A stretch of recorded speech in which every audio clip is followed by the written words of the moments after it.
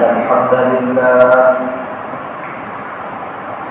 لله نحمده ونستعينه ونستغفره ونؤمن به ونتوكل عليه ونعوذ بالله من شرور أنفسنا ومن سيئات أعمالنا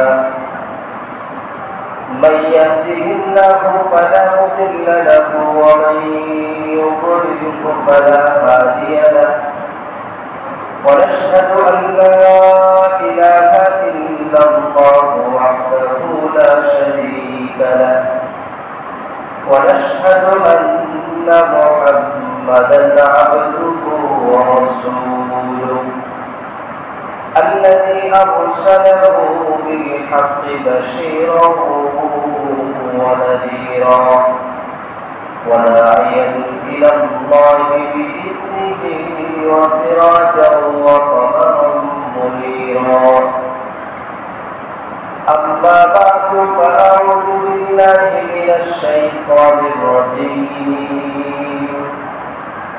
بسم الله الرحمن الرحيم إنما يتقبل الله من المتقين وقال سيدنا رسول الله صلى الله عليه وسلم إن أولى الناس بالمتقون من كانوا من حيث كانوا أو كما قال عليه الصلاة والسلام قال الله تعالى في شان حبيبه ومحبوبه صلى الله عليه وسلم إن الله وملائكته يصلون على النبي يا أيها الذين آمنوا صلوا عليه وسلموا تسليما اللهم صل على محمد وعلى آل محمد كما صليت على إبراهيم وعلى آل إبراهيم إنك حميد مجيد اللهم بارك على محمد وعلى آل محمد كما باركت على إبراهيم وعلى آل إبراهيم إنك حميد مجيد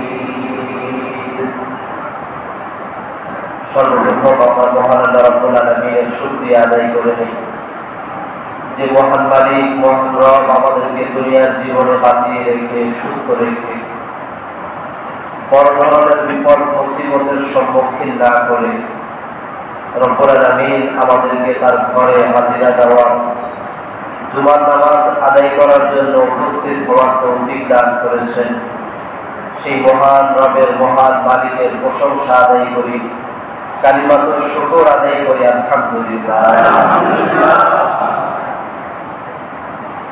আল্লাহ রাব্বুল আলামিন আমাদেরকে যত প্রকারের ইবাদতের নির্দেশ দিয়েছেন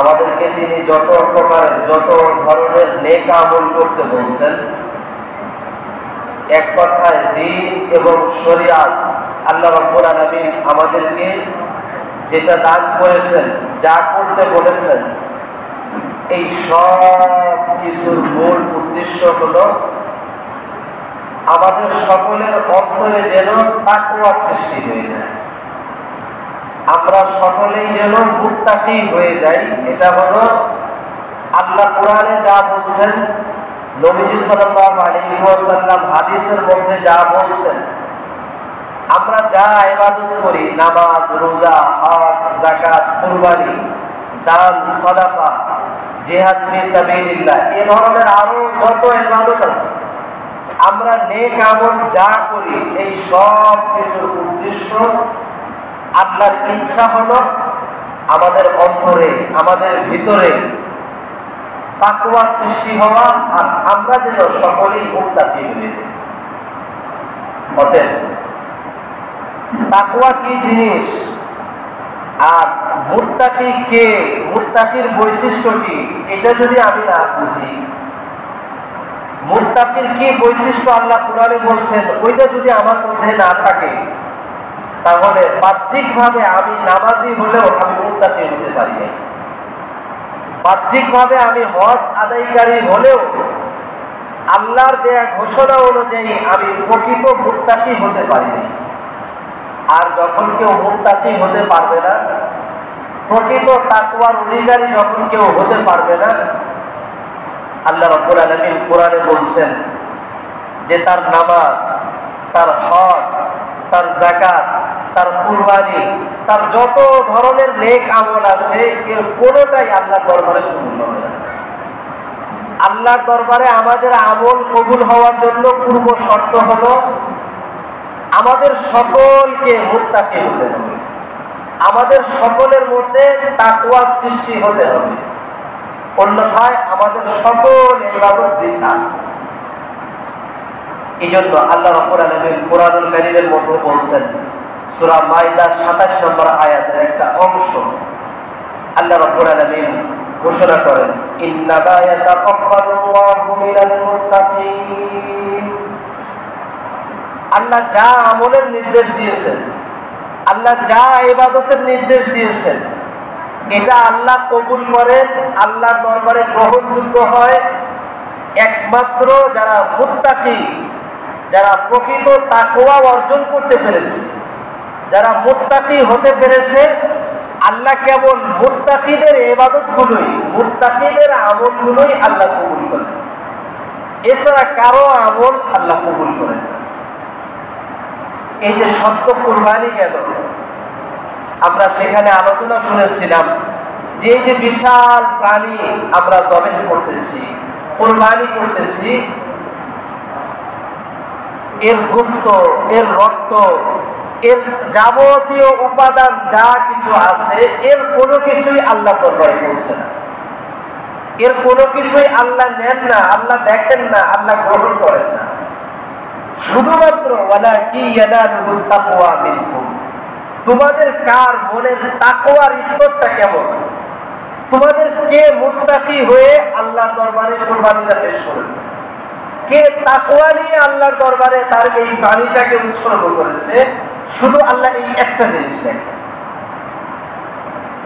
এই জন্য নবীজি সাল্লাল্লাহু আলাইহি ওয়াসাল্লাম হাদিসের মধ্যে বলছেন, এই যে আমরা যা ইবাদত করি, নবীজি সাল্লাল্লাহু আলাইহি ওয়াসাল্লাম যখন হাসরের মাঠে সকল উম্মতকে নিয়ে দাঁড়াবেন, তার সকল উম্মতকে নিয়ে উঠবেন, নবীজির পাশে কে থাকবে, নবীজির সবচেয়ে কাছের কে হবে, নবীজি যেই জায়গাটায় দাঁড়াবেন আল্লাহ তাআলা কাকে নবীজির পাশে দাঁড়ানোর সুযোগ দিবেন, মর্যাদাগত দিক থেকে নবীজির সবচেয়ে কাছের কে হতে পারে। মুসনাদে আহমদ ইবনে হাম্বল এই হাদিসের কিতাবে হাদিসটি বর্ণিত হয়েছে, 22,052 নম্বর হাদিস। হযরত মুআয ইবনে জাবাল রাদিয়াল্লাহু আনহুকে নবীজি সাল্লাল্লাহু আলাইহি ওয়াসাল্লাম ইয়ামানের গভর্নর হিসেবে তাকে পাঠালেন। যখন তাকে ইয়ামানের গভর্নর হিসেবে পাঠাবেন, নবীজি তাকে ওসিয়ত করে দিলেন, এই যে তুমি ইয়ামানের গভর্নর হিসেবে যাচ্ছ,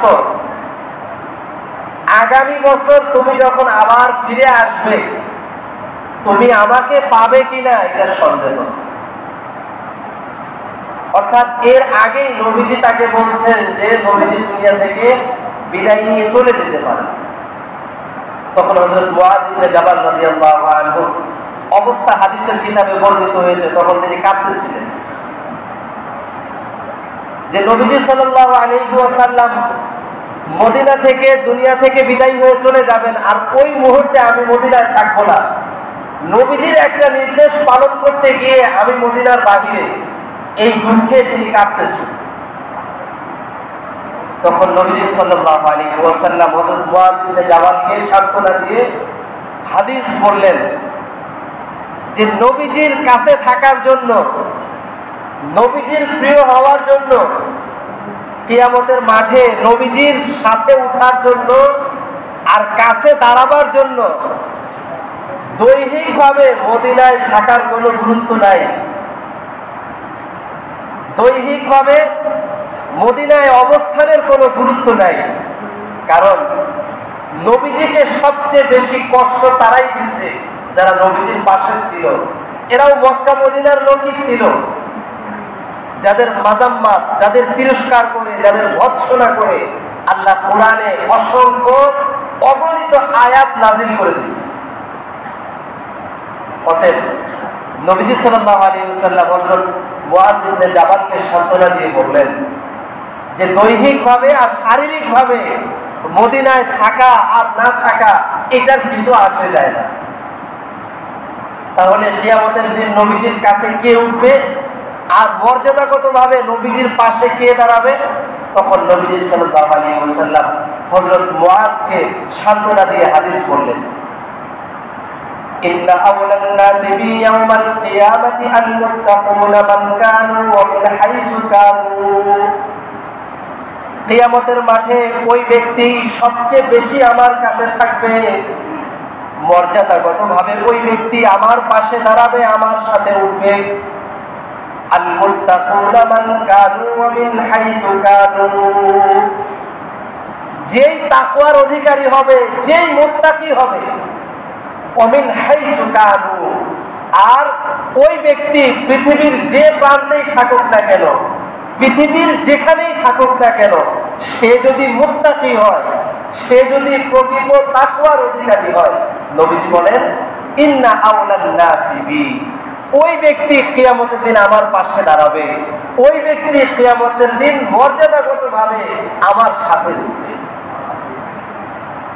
তাহলে কিয়ামতের মাঠে আল্লাহর দরবারে আমার আমলটা গ্রহণযোগ্য হয়েছে কিনা, আর আমি নবীর কাছে থাকতে পারবো কিনা, এর মূল মানদণ্ড, এর মূল কোয়ালিটি আর যাচাইয়ের মাধ্যম হলো যে আমি কি মুত্তাকি হতে পেরেছি কিনা, আমার মধ্যে প্রকৃত তাকওয়া আছে কিনা। আল্লাহ মুত্তাকিদের যেই গুণগুলো বলছেন নবীজি সাল্লাল্লাহু আলাইহি ওয়াসাল্লাম হাদিসের মধ্যে, যারা মুত্তাকি হবে, যারা তাকওয়ার অধিকারী হবে, তাদের আচরণ, তাদের বৈশিষ্ট্য, তাদের গুণাবলী কি হবে, নবীজি যেই গুণগুলোর কথা বলছেন আমি কি আসলে সেই গুণের অধিকারী হতে পারছি। এটা হলো আল্লাহর দরবারে মর্যাদাবান হওয়া, আর নবীর কাছে মর্যাদাবান হওয়া আখিরাতে নবীর সাথে ওঠার মূল মানদণ্ড, মূল দেখার বিষয়। এজন্য নিজেকে তাকওয়ার অধিকারী করার খুব বেশি চেষ্টা করা দরকার। আমাদের বাহ্যিক নামাজ ঠিক আছে, আমাদের বাহ্যিক দান সাদাকা ঠিক আছে, আমাদের হজ ঠিক আছে, আমাদের যাকাত ঠিক আছে, কিন্তু তাকওয়া যে জিনিসটা নবীজি যেটার কথা হাদিসের মধ্যে বলছেন আর আল্লাহ যেটার কথা কোরআনে বলছেন, শুধু এই গুণগুলো আমার মধ্যে নাই। হযরত আলী রাদিয়াল্লাহু আনহু থেকে তাকওয়া জিনিসটা কি, এর একটা সংজ্ঞা, এর একটা বর্ণনা হযরত আলী রাদিয়াল্লাহু আনহু দিয়েছেন যে প্রকৃত তাকওয়া হলো, প্রকৃত মুত্তাকি হলো হিয়াল খাউফু মিনাল জালিল, যার মধ্যে আল্লাহর সর্বোচ্চ ভয় আছে। এটা হলো মুত্তাকির এক নম্বর বৈশিষ্ট্য, যে ওয়াল খাউফু মিনাল জালিল, যে আল্লাহকে সর্বোচ্চ পর্যায়ের ভয় করা, সর্বক্ষেত্রে সর্ব জায়গায় সব বিষয়ে আল্লাহকে ভয় করা। আমি নামাজ পড়ি, কিন্তু পরক্ষণেই লোকচক্ষুর আড়ালে আল্লাহর অবাধ্যতাগুলো আমি ঠিকই করতেছি।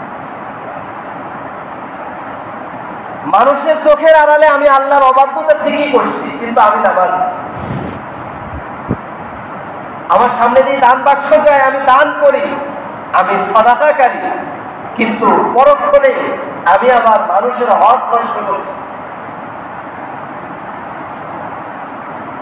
এরকম ভাবে আল্লাহর যে প্রকৃত ভয়, আল্লাহর যে প্রকৃত খৌফ যেটা নবী সাল্লাল্লাহু আলাইহি ওয়াসাল্লাম বলছেন, হযরত আলী রাদিয়াল্লাহু আনহু বলেন যে মহান রবকে, আল্লাহকে সর্বক্ষেত্রে সব জায়গায় ভয় করা, আল্লাহর ভয় সৃষ্টি করা, এটা হলো তাকওয়ার সর্বপ্রথম বিষয়। 2 নাম্বার ওয়াল আমালু বিত-তানজিল, যে মুত্তাকি হবে, যে তাকওয়ার অধিকারী হবে, সে আল্লাহ কোরআনের মধ্যে যা বলছেন, কোরআনে আল্লাহ যা নির্দেশ দিয়েছেন, কোরআনের প্রতিটা বিষয়ের উপরে সে আমলকারী হবে। এবার দেখেন, আমার মধ্যে বাহ্যিক যতগুলো বিষয় সব ঠিক আছে, কিন্তু কোরআনের উপরে আমল করার ব্যাপারে আমার মধ্যে সংকীর্ণতা আছে। কোরআনের বিধানগুলো স্বীকার করে নেয়ার ব্যাপারে আমার মধ্যে বক্রতা আছে। আল্লাহর বিধানের ব্যাপারে আমি মাঝে মাঝে প্রশ্ন তুলে বসি, আল্লাহর বিধানের ব্যাপারে আমি সংকীর্ণতা দেখাই, সমালোচনা করি, সমালোচকদের সঙ্গ দেই, তাদেরকে সমর্থন দিই। অতএব আমি নামাজি হতে পারি, আমি যাকাত প্রদানকারী হতে পারি, আমি নামে হজকারী হতে পারি, কিন্তু আমার মধ্যে তাকওয়া আসে নাই। অতএব আমার নামাজ, আমার যাকাত, আমার সাদাকা, আমার হজ, আমার কুরবানি আল্লাহর দরবারে কোনো কিছু কবুল হবে না। কারণ আল্লাহ ইবাদতগুলো কবুল করে মুত্তাকি থেকে। যে মুত্তাকি হতে পারবে না, আল্লাহ তার ইবাদত কবুল করবেন না, বাহ্যিক সে যত ইবাদত করবে। এই জন্য কোরআনের উপরে আমল করা, কোরআনের নির্দেশনাগুলো একদম শুরু থেকে শেষ পর্যন্ত আল্লাহ যে নির্দেশনাগুলো দিয়েছেন, আল্লাহ যে বিধানগুলো দিয়েছেন, এগুলো আমল করার নাম হলো তাকওয়া। অতএব আমি সবগুলোকে একসাথে আমল করতে পারি না, কিন্তু কোরআনের কোনো বিধানকে নিয়ে কটাক্ষ করা, এটা নিয়ে সমালোচনা করা, সমালোচকদের সমর্থন করা, সঙ্গ দেওয়া, এটাকে মেনে নেওয়া, এই সব কিছু আমাকে মুত্তাকিদের কাতার থেকে বের করে দিবে। অতএব কোরআনের কোনো বিধান শোনার পরে আমি যদি মানতে না পারি, এটা আমার দুর্বলতা। আল্লাহর কাছে তওবা করা আর আল্লাহর কাছে তৌফিক চাওয়া, আমি যেন কোরআনের বিধানটা মানতে পারি। কিন্তু এটা নিয়ে কোনো উচ্চবাচ্য, এটা নিয়ে কোনো সমালোচনা করার কোনো সুযোগ আমার নেই। যদি কেউ করে, হযরত আলী রাদিয়াল্লাহু আনহু বলেন যে মুত্তাকি হওয়ার জন্য এটা শর্ত যে কোরআনের উপরে আমল করতে হবে। অতএব যে কোরআনের কোনো বিধান নিয়ে সমালোচনা করবে, পরিপূর্ণ আমল করবে না, সে মুত্তাকি হতে পারবে। 3 নাম্বার ওয়াল কানাআতু বিল কালিল, মুত্তাকির একটা বৈশিষ্ট্য, আল্লাহ তাকে যেই পরিমাণ দিয়েছে, আল্লাহ তার জন্য দুনিয়াতে পাথেয় সামান, জীবন জীবিকার মাধ্যম যতটুকু নির্ধারণ করেছেন, এটার উপরে সন্তুষ্ট থাকা, এটা নিয়েই শুকরিয়ার মধ্যে থাকা, হায় হুতাশ, জীবনটা ডিপ্রেশনের মধ্যে ফেলে দেওয়া, হতাশার মধ্যে ফেলে দেওয়া নিজেকে, আর সারাক্ষণ শুধু নাই নাই হতাশার মধ্যে চলে যাওয়া, এটা মুত্তাকিদের বৈশিষ্ট্য হতে পারে না। যে মুত্তাকি হবে, আল্লাহ তার জন্য যা নির্ধারণ করেছে এখানে সে সন্তুষ্ট থাকবে। হ্যাঁ, সে বাড়ানোর জন্য বৈধ পন্থায় চেষ্টা করবে, এটাও একটা বৈশিষ্ট্য, এতে কোনো অসুবিধা নাই। কিন্তু এখানে যেটা বলা হয়েছে যে হায় হতাশ, আল্লাহর নাশুকরি, যে আমি এত করি তবু আল্লাহ আমাকে দেন না, আমি এত শিক্ষিত তবু আল্লাহ আমাকে দেন না, আমি সারাদিন পরিশ্রম করি, সারাদিন খাটি, আমার কিছুই হয় না, আর অন্য কিছুই করে না, এই যে কথাগুলো, এটা মুত্তাকিদের থেকে কখনো প্রকাশ পেতে পারে। 4 নাম্বার ওয়াল ইস্তিআদাদু লিয়াউমির রাহিম, যে মুত্তাকি হবে সে দুনিয়াতে থাকা অবস্থায় আখিরাতের প্রস্তুতি নেবে, আখিরাতের পাথেও সে সংগ্রহ করবে। আমরা যেমন দেশ থেকে এসে, ভিন্ন এক জায়গা থেকে এসে এখানে কর্ম করছি, আর নিজের জন্য, পরিবারের জন্য, ছেলে মেয়েদের জন্য ভবিষ্যৎ গুছাচ্ছি, তাদেরকে ভবিষ্যতের জন্য গড়ে তুলছি। এটা দুনিয়ার যেমন বৈশিষ্ট্য, মুত্তাকির একটি বৈশিষ্ট্য হলো ওয়াল ইস্তিআদাদ লিয়াউমির রাহিম, যে সে নিজের আখিরাতের প্রস্তুতি নেবে, আখিরাতে আল্লাহর সামনে কি পেশ করবে, সে জান্নাতের অধিকারী হওয়ার জন্য কি প্রস্তুতি নিচ্ছে, এগুলো সে সব এখানে থাকা অবস্থায় তৈরি করবে, প্রস্তুত করবে, গ্রহণ করবে। ইসলামের দ্বিতীয় খলিফা আমিরুল মুমিনিন হযরত ওমর রাদিয়াল্লাহু আনহু, তিনি যার ব্যাপারে বর্ণিত আছে ওয়ালাউ কানান নাবিয়্যু বাদি ওয়ালাউ কানান নাবিয়্যু বাদি লাকানা ওমর, নবীজি বলছেন যে আমার পরে তো আর কোনো নবী আসবে না, কিন্তু আল্লাহ যদি পাঠাতেন, আল্লাহ যদি কাউকে নির্বাচন করতেন, হযরত ওমরের মধ্যে এই যোগ্যতা ছিল, এই যোগ্যতা আছে যে হযরত ওমর আমার পরবর্তীতে নবী। আমিরুল মুমিনিন হযরত ওমর রাদিয়াল্লাহু আনহুর মতো ব্যক্তি নিজেকে যাচাই করছেন, নিজেকে নবীজির সুন্নাহর সামনে তুলে ধরছেন যে আমি কি মুত্তাকি হতে পেরেছি কিনা, আর আমার মধ্যে তাকওয়া আছে কিনা। আমরা তো প্রত্যেকেই দাবিতে শতভাগ মুত্তাকি, যে আমার থেকে বড় মুত্তাকি, আমার থেকে বড় মুমিন, আমার থেকে বড় মুসলিম আর কে আছে। কোনোভাবে যদি আপনাকে একটু ধর্মকর্মের ব্যাপারে, আমাকে একটু ধর্মকর্মের ব্যাপারে কেউ ছোট করে, আমরা তেলে বেগুনে জ্বলে উঠি। কিন্তু হযরত ওমর নিজেকে নবীজির সুন্নাহর সামনে দাঁড় করাচ্ছেন যে আসলে আমার মধ্যে তাকওয়া আছে কিনা। হযরত ওমর রাদিয়াল্লাহু আনহু অপর এক বিখ্যাত সাহাবী হযরত উবাই ইবনে কাব রাদিয়াল্লাহু আনহুকে জিজ্ঞাসা করলেন আন মা'না তাকওয়া, যে হে উবাই ইবনে কাব, নিজেকে আমাকে নিয়ে আশঙ্কা হয় যে আমি কি মুত্তাকি হতে পেরেছি কিনা। তুমি নবীজির থেকে যেই গুণগুলোর কথা শুনছো, তোমার কাছে তাকওয়ার ব্যাপারে যেই কোয়ালিটির কথা জানা আছে, তুমি একটু আমাকে বলো যে আমি কি মুত্তাকি হতে পেরেছি কিনা, আমার মধ্যে তাকওয়ার গুণ আছে কিনা। তুমি একটু তাকওয়ার সংজ্ঞাটা বলো যে তাকওয়া জিনিসটা কি।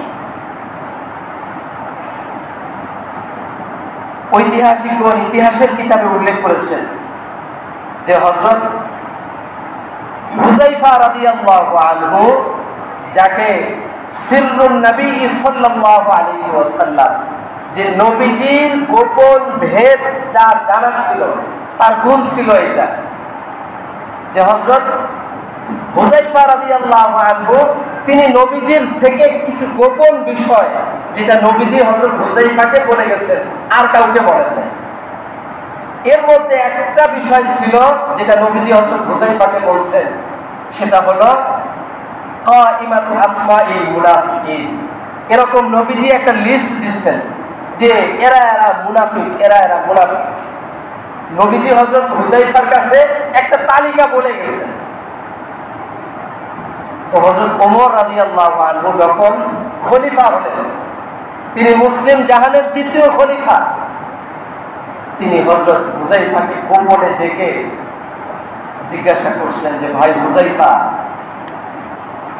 এই সমাজের কে মুনাফিক আর এই দৃষ্টিতে কার নাম আছে এটা আমার জানার দরকার নেই, কিন্তু এই তালিকার মধ্যে হুজুর সাল্লাল্লাহু আলাইহি ওয়াসাল্লাম ক্ষতিগ্রস্তদের যে একটা তালিকা দিচ্ছেন, মুনাফিকদের যে একটা তালিকা দিচ্ছেন, সেই তালিকার মধ্যে আমার নামটা আছে কিনা শুধু আমাকে তুমি এটা বলো, আমি আর কারো নাম জানতে চাই। তাদের ঈমান নিয়ে, আমল নিয়ে এই টেনশন ছিল। হযরত ওমরের মতো ব্যক্তি হযরত হুযায়ফাকে ডেকে বলতেছে যে মুনাফিকদের তালিকায় আমার নামটা আছে কিনা শুধু তুমি এটা আমাকে বলো, আর কারো নাম বলার দরকার নেই। তো হযরত ওমর রাদিয়াল্লাহু আনহু নবীজির হাদিসের সামনে নিজেকে দাঁড় করাচ্ছেন যে তাকওয়া কি, তাকওয়া আমার মধ্যে আছে কিনা। তখন হযরত উবাই ইবনে কাব রাদিয়াল্লাহু আনহু তিনি তাকওয়ার সংজ্ঞা না বলে একটা চিত্র তুলে ধরলেন, যে মুত্তাকি হবে তার জীবন চরিত্রটা এরকম হবে। তখন হযরত উবাই ইবনে কাব রাদিয়াল্লাহু আনহু বললেন, ফাকালা ইয়া আমিরাল মুমিনিন আমা সালাকতা তরিকান দা শাওকিন, হে আমিরুল মুমিনিন, আপনি কি আপনার জীবনে এমন কোন রাস্তায় চলেছেন, এমন কোন রাস্তা দিয়ে গিয়েছেন যে সরু রাস্তার দুই পাশে কাঁটাযুক্ত গাছ থাকে, কাঁটাযুক্ত ময়লা থাকে? আমরা যখন গ্রামের সরু চিকন রাস্তা দিয়ে অথবা ক্ষেতের, এটাকে কি বলে, আল দিয়ে যখন হেঁটে যাই, আশপাশে কাঁটাযুক্ত ছোট ছোট অনেক গাছ থাকে যেগুলো আমাদের জামা কাপড়ের সাথে লেগে ধরে, জামা কাপড়ে টেনে ধরে। উবাই ইবনে কাব রাদিয়াল্লাহু আনহু হযরত ওমরকে বললেন যে আপনি কি আপনার জীবনে এমন কোন রাস্তায় চলেছেন যেই রাস্তার দুই পাশে আশপাশে এরকম কাঁটা ছিল? তখন হযরত ওমর রাদিয়াল্লাহু আনহু বললেন, বালা, অবশ্যই। আমরা যেহেতু অলিতে গলিতে চড়তে হয়, যেতে হয়, এরকম রাস্তা দিয়ে তো জীবনে কতই গিয়েছে। তখন হযরত উবাই ইবনে কাব রাদিয়াল্লাহু আনহু বললেন, ফামাদা সানা'তা, এই যে আপনি এরকম সরু রাস্তা, দুই দিকে কাঁটাযুক্ত গাছ আছে, এই রাস্তা দিয়ে আপনি কিভাবে চলেছেন? আপনার চলার গতিটা কেমন ছিল, ধরনটা কেমন ছিল, আপনি এটা বলেন। তখন হযরত ওমর রাদিয়াল্লাহু আনহু বললেন, শাম্মারতু ওয়াত্তাকাইতু ওয়াজতাহাতু, যখন এরকম কোন রাস্তা দিয়ে যাই তখন আমি জামা কাপড়গুলোকে দুই দিক থেকে এরকম গুছিয়ে টেনে ধরি, জামা কাপড়গুলোকে টেনে নেই যেন আশপাশের কাঁটা আমার জামার সাথে না লাগে। ওয়াত্তাকাইতু ওয়াজতাহাতু, এবং আমি খুব সাবধানতার সাথে, সতর্কতার সাথে জামা কাপড়কে টেনে তারপরে আমি সামনে চলি। তখন হযরত উবাই ইবনে কাব রাদিয়াল্লাহু আনহু বললেন, ফাযালিকা তাকওয়া, এই যে দুনিয়াতে চলার ক্ষেত্রে আপনার জামাটাকে আর শরীরটাকে বাঁচানোর জন্য আপনার চলার যেই সতর্কতা ছিল, আপনার চলার ক্ষেত্রে যেই অ্যাক্টিভিটি ছিল, দ্বীনের ক্ষেত্রে, আল্লাহর সামনে দাঁড়ানোর ক্ষেত্রে নিজেকে এইভাবে সতর্কতার সাথে চালানোর অ্যাক্টিভিটি নিয়ে, সচেতন ভাব নিয়ে চলার নাম হলো তাকওয়া। অতএব হযরত ওমর রাদিয়াল্লাহু আনহুকে উবাই ইবনে কাব রাদিয়াল্লাহু আনহু একটা উদাহরণ দিয়ে বুঝালেন যে আমরা যখন রাস্তা দিয়ে চলি, যদি কাদা থাকে, একটু ময়লা থাকে, নোংরা পানি থাকে, আমার শরীর, আমার কাপড় এই কাদাযুক্ত হওয়ার, ময়লাযুক্ত হওয়ার আশঙ্কা থাকলে আমার চলার মধ্যে যেই সতর্কতা আসে, সাবধানতা আসে, অতএব দ্বীনের ব্যাপারে, আল্লাহর সামনে আখিরাতে দাঁড়ানোর ব্যাপারে এমন সতর্কতার নাম হলো তাকওয়া। অতএব দেখার বিষয় হলো যে আমাদের মধ্যে এই অবস্থাটা আছে কিনা। আমি ব্যবসা করতেছি, ব্যবসার ব্যাপারে আল্লাহর সামনে আমি কি জবাব দিব, এক্ষেত্রে আমার তাকওয়া আছে কিনা। আমি চাকরি করতেছি, আমি আমার অফিস টাইমটা ঠিক মতো ডিউটি করতেছি কিনা, এই ব্যাপারে আল্লাহর কাছে আমি কি জবাব দিব। সকাল থেকে নিয়ে রাত্র ঘুমানো পর্যন্ত আল্লাহ আমাকে যে বিধানগুলো দিয়েছেন, উপার্জন, ছেলে মেয়েকে শিক্ষা দীক্ষা, তাদের সাথে আচরণ, প্রতিবেশীর হক, মানুষের সাথে আচরণ, এই সব কিছুর ক্ষেত্রে আমার সচেতনতা, সাবধানতা, চলার ক্ষেত্রে এই অ্যাক্টিভিটি আমার আছে। যদি থাকে, প্রতিটা কাজে যদি আমার মনের মধ্যে এই সাবধানতা, এই সতর্কতা আসে, তাহলে বুঝবো যে আমার মধ্যে তাকওয়া আছে। আর যদি আমার ব্যবসা, আমার চাকরি, আমার মানুষের সাথে লেনদেন, কথাবার্তা, উঠা বসা, এই সব ক্ষেত্রে আমার মনের মধ্যে সাবধানতা, সতর্কতা, আল্লাহর সামনে জবাবদিহিতা, এগুলো কোনো কিছুই সৃষ্টি হয় না, তাহলে বুঝবো যে আমার মনে তাকওয়া নেই। আর যদি তাকওয়া না থাকে, আল্লাহর প্রকৃত ভয় যেটা, সতর্কতা যেটা, এটা যদি না থাকে তাহলে আমার কোনো ইবাদত, আমার কোনো নেক আমল, আমার সব ধরনের ভালো কাজ বৃথা, এগুলো কোনো কিছু আল্লাহ কবুল করবেন না। এই জন্য তাকওয়া যেহেতু আমরা বুঝতে পারলাম যে আমরা যে চলাফেরা করি, আমরা যে দুনিয়াতে জীবন যাপন করি, এই সব ক্ষেত্রে বিশেষ এক সতর্কতা, বিশেষ এক সাবধানতার নাম হলো তাকওয়া।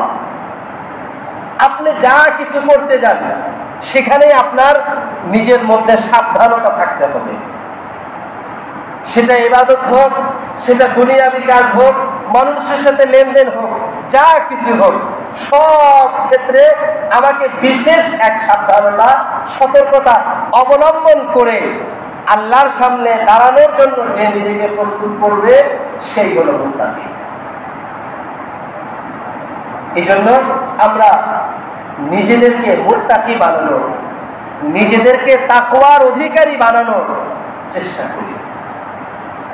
আল্লাহ যেই মুত্তাকির পছন্দ করে, নবীজি সাল্লাল্লাহু আলাইহি ওয়াসাল্লাম মুত্তাকিদের যেই গুণগুলোর কথা বলছেন, আখিরাতে যারা নবীজির কাছে দাঁড়াতে পারবে, নবীজির সাথে থাকতে পারবে, এমন কোয়ালিটিফুল মুত্তাকি আমাদের হওয়ার চেষ্টা করা দরকার। আল্লাহ রাব্বুল আলামিন কুরআনুল কারীমে সরাসরি মুত্তাকিদের কিছু গুণাবলীর কথা বলছেন। নবীজি সাল্লাল্লাহু আলাইহি ওয়াসাল্লাম হাদিসের মধ্যে মুত্তাকিদের কিছু গুণাবলীর কথা বলছেন। শুধু একটা শিরোনাম আজকে আমরা শুনবো। আল্লাহ রাব্বুল আলামিন, আমরা আয়াতটা অনেকেই জানি যে মুত্তাকিদের বৈশিষ্ট্যগুলো কি হবে, যারা মুত্তাকি হবে তাদের মধ্যে কি গুণ থাকতে হবে। সূরা বাকারার 2 নম্বর আয়াত থেকে শুরু করে 5 নম্বর আয়াত পর্যন্ত আল্লাহ রাব্বুল আলামিন মুত্তাকিদের গুণাবলীর একটা তালিকা দিয়েছেন কোরআনের মধ্যে। এছাড়াও আরো বিভিন্ন জায়গায় মুত্তাকিদের বৈশিষ্ট্য কি হবে, তাদের বাহ্যিক আলামতগুলো কি হবে, আল্লাহ রাব্বুল আলামিন বর্ণনা করছেন। কোরআনুল কারীমে আল্লাহ রাব্বুল আলামিন ঘোষণা করেন, আলিফ লাম মিম যালিকাল কিতাবু লা রাইবা ফীহি হুদাল লিল মুত্তাকিন। আল্লাহ বলেন যে এই কোরআন তো পরিপূর্ণ হেদায়েতের রাস্তা দেখাবে, পথ দেখাবে। কোরআন পথ নির্দেশনা করবে যারা মুত্তাকি হবে, যারা পরিপূর্ণ তাকওয়ার অধিকারী হবে। কোরআন তাদের জীবনের প্রতিটা রাস্তা, প্রতিটা চলার পথ নির্ধারণ করে দেবে। অতএব কোরআন যদি আমার পথকে স্পষ্ট করে না দেয়, আমি আমার জীবন চলার পাথেও কোরআন থেকে পাই না। আমি যা করি এর সলিউশন, এর সমাধান, এর নির্দেশনা কোরআন থেকে পাই না। বুঝতে হবে যে আমার মধ্যে তাকওয়া, আমি মুত্তাকি হতে পারি নাই। কারণ আল্লাহ বলছেন হুদাল লিল মুত্তাকিন, এই কোরআন রাস্তা দেখাবে, পথ দেখাবে, দিক নির্দেশনা দিবে যারা মুত্তাকি হবে। অতএব আমার জীবনের সমস্যার সমাধান, আমার জীবনের অসুবিধার সলিউশন, এটা যদি কোরআন না দেয়, আমার হতাশা যদি কোরআন দূর না করে, আমার সমস্যার সমাধান যদি কোরআন না করে, তাহলে বুঝতে হবে যে আমি মুত্তাকি হতে পারি। এরপর আল্লাহ রাব্বুল আলামিন বলছেন যে মুত্তাকিদের বাহ্যিক বৈশিষ্ট্যগুলো হবে, তাদের বাহ্যিক গুণগুলো হবে আল্লাযীনা ইউমিনুনা বিল গায়ব ওয়া ইউকিমুনাস সালাতা ওয়া মিম্মা রাযাকনাহুম ইউনফিকুন। আল্লাহ বলেন যে মুত্তাকিদের 1 নাম্বার বৈশিষ্ট্য হলো আল্লাযীনা ইউমিনুনা বিল গায়ব, যে তারা অদৃশ্যের প্রতি, গায়েবের প্রতি, যেটা আল্লাহ দেখাচ্ছেন অথবা আল্লাহ দেখান না, আল্লাহ যেগুলোকে গোপন রেখেছেন, এই সব কিছুর প্রতি তাদের ঈমান থাকবে, বিশ্বাস স্থাপন করবে। এটা হলো মুত্তাকিদের 1 নম্বর বৈশিষ্ট্য, যে তারা অদৃশ্যের প্রতি, যা দেখে না, যা চোখের সামনে পড়ে না, যা বাহ্যত দেখা যায় না, এই সব কিছুতে তারা বিশ্বাসী হবে, ঈমান আনবে। অতএব আল্লাহর প্রতি আমার আস্থা আর বিশ্বাসটা কেমন, এর উপরে নির্ভর করবে আমার তাকওয়ার স্তরটা কেমন, আমার ঈমানের কোয়ালিটি কেমন, এটার উপরে নির্ভর করবে আমি কোন কোয়ালিটির মুত্তাকি, আমার তাকওয়ার কোয়ালিটি। অতএব আল্লাহর প্রতি ঈমানকে পরিপূর্ণ মজবুত করা, আল্লাহর প্রতি যে বিশ্বাসের বিষয়গুলো আছে এগুলোতে কোনো প্রকারের গুজামি, এগুলোতে কোনো প্রকারের অস্পষ্টতা থাকতে পারবে না। আল্লাহ রাব্বুল আলামিন সব গায়েব বলতে যা আছে, অদৃশ্য বলতে যা আছে, আল্লাহ রাব্বুল আলামিন যা নিজের কাছে রেখেছেন এগুলোতে বিশ্বাসী হওয়া। শুধু আমি যা দেখি এটাতে বিশ্বাস করি, আর যা দেখি না এটা বিশ্বাস করি না, অদেখা জিনিস আমার বিশ্বাস স্থাপন হয় না। বুঝতে হবে আপনার তাকওয়ার মধ্যে গরমিল আছে। এই জন্য আল্লাহ রাব্বুল আলামিন বলছেন যে আল্লাযীনা ইউমিনুনা বিল গায়ব, অদৃশ্যের প্রতি বিশ্বাস স্থাপন। আল্লাহ সব কিছুকে বাহ্যিক করে দেন নাই, আল্লাহ কিছু বিষয় নিজের কাছে রেখেছেন, কিছু বিষয় আমাদের থেকে অদৃশ্য রেখেছেন, অস্পষ্ট রেখেছেন, আল্লাহ আড়াল করে রেখেছেন। এটাই হলো মূলত ঈমানের পরীক্ষা। এই জন্য আল্লাহর প্রতি বিশ্বাস স্থাপনে, আল্লাহর প্রতি ঈমানে, আল্লাহর প্রতি ইয়াকিনে, আল্লাহর প্রতি তাওয়াক্কুলে আমাকে 100% করতে হবে। এই যে করোনা ভাইরাসের প্রাদুর্ভাব চলছে, আমরা শুধু জাগতিক যত ধরনের প্রস্তুতি, প্রোটেকশন, যত ধরনের খেয়াল করার বিষয় আছে সব কিছু করতেছি। শুধু নাই আল্লাহ যেটা বলছেন, শুধু নাই নবীজি যেটা বলছেন, শুধু নাই যেটা করলে প্রকৃতপক্ষে আমরা বাঁচতে পারব। আল্লাহ রাব্বুল আলামিন কোরআনে ওয়াদা করলেন যে আল্লাহর কাছে ফিরে আসবে, যে তওবা করবে, যে ইস্তেগফার করবে, যে অন্যায় অপরাধগুলো ছেড়ে দিবে, ওমা কানা আল্লাহু মুআযিবাহুম ওয়া হুম ইস্তাগফিরুন। আল্লাহ বলেন ইস্তেগফার করা অবস্থায়, আল্লাহর কাছে ফিরে আসা অবস্থায় আল্লাহ কোনোদিন কাউকে শাস্তি দেন না। এই বিশ্বাস আমার নাই। এই জন্য যাবতীয় প্রস্তুতি আমি নিচ্ছি, কিন্তু শুধুমাত্র আল্লাহর নাফরমানিগুলো আমি ছাড়ি না। এই পরিস্থিতিতে আমাদের শিক্ষা প্রতিষ্ঠান, ব্যবসায়িক কার্যক্রম, মিল, ইন্ডাস্ট্রি, কারখানা কার্যক্রম সব বন্ধ। প্রেক্ষিতে কি হয়েছে? আমাদের গুনাহের পরিমাণ এখন বেড়ে গেছে। সারাক্ষণ মোবাইল, সারাক্ষণ টিভি, সারাক্ষণ কম্পিউটার, সারাক্ষণ নাটক, এটা নিয়ে ট্রল করা, এটা নিয়ে হাত তামাশা করা। ভ্যাকসিন এসে গেছে এই কথায় আমার মনের মধ্যে যতটুকু সান্ত্বনা সৃষ্টি করে, আল্লাহর কাছে তওবা করলে আল্লাহ মাফ করে দিতে পারেন, এটা সান্ত্বনা সৃষ্টি করে না। অতীত ইতিহাস থেকে শিক্ষা নেই। আল্লাহ ফেরাউনকে এক শাস্তি দিয়ে মারছেন, আল্লাহ নমরুদকে আর এক শাস্তি দিয়ে মারছেন, আল্লাহ হামানকে আর এক শাস্তি দিয়ে মারছেন, আল্লাহ কারুনকে আর এক শাস্তি দিয়ে মারছেন। আল্লাহর শাস্তির ধরন আর আল্লাহর আযাবের ধরন এটা সবসময় এক হয় না।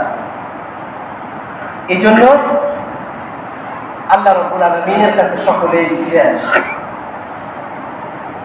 আমার দ্বারা, আপনার দ্বারা, প্রকাশ্যে অপ্রকাশ্যে, লোকালয়ে, লোকচক্ষুর বাহিরে যেই গুনাহগুলো হচ্ছে, যে অপরাধগুলো হচ্ছে, যে অন্যায়গুলো হচ্ছে, এগুলো ছেড়ে দিই। এরপরে আল্লাহ রাব্বুল আলামিন নবী সাল্লাল্লাহু আলাইহি ওয়াসাল্লাম যে সুন্নাহগুলোর কথা বলছেন, বাহ্যিক যে প্রোটেকশনগুলোর কথা বলছেন, সেগুলো আমরা গ্রহণ করব। অবশ্যই এটা সুন্নতের অন্তর্ভুক্ত, অবশ্যই এটা তাওয়াক্কুলের অন্তর্ভুক্ত, অবশ্যই এটা ইয়াকিনের অন্তর্ভুক্ত। কিন্তু শুধু বাহ্যিক আর আল্লাহর নাফরমানি যত প্রকারের আছে, আল্লাহর বিরোধিতা, আল্লাহর নির্দেশের অবাধ্যতা যত প্রকারের আছে, সব করতেছে, তাহলে আল্লাহর ক্রোধ আরো বেড়ে যাচ্ছে। এই জন্য বাহ্যিক প্রস্তুতি নেওয়ার সাথে সাথে আল্লাহর প্রতি ঈমানকে বৃদ্ধি করি, আল্লাহর প্রতি ইয়াকিনকে বৃদ্ধি করি। আল্লাহ আমাদেরকে সাহায্য করলে, আল্লাহ আমাদেরকে রক্ষা করলে, আল্লাহর পক্ষ থেকে যখন নিরাপত্তার ফয়সালা হয়ে যাবে, ইনশাআল্লাহ এই বাহ্যিক উপায় উপকরণগুলো আমরা সুন্নাহ হিসাবে যা গ্রহণ করতেছি এগুলো তখন শতভাগ কাজে দিবে। এই জন্য আল্লাহ বলছেন আল্লাযীনা ইউমিনুনা বিল গায়ব। মুত্তাকিদের একটা বৈশিষ্ট্য হলো যে তারা অদৃশ্যের প্রতি, যা দেখে না এটার প্রতি বিশ্বাসে পরিপূর্ণভাবে বিশ্বাসী হবে। অতএব আল্লাহ রাব্বুল আলামিনের প্রতি আশা, বিশ্বাস, ইয়াকিন, তাওয়াক্কুলের যে বিষয়গুলো আছে, অদৃশ্যের সাথে সম্পৃক্ত যে বিষয়গুলো আছে, ঈমান, ইয়াকিন, তাওয়াক্কুল, এগুলোকে বৃদ্ধি করার চেষ্টা করি। আল্লাহ রাব্বুল আলামিন আমাদের সবাই এই বিষয়গুলো সঠিকভাবে অনুধাবন করার, বোঝার তৌফিক দান করুন।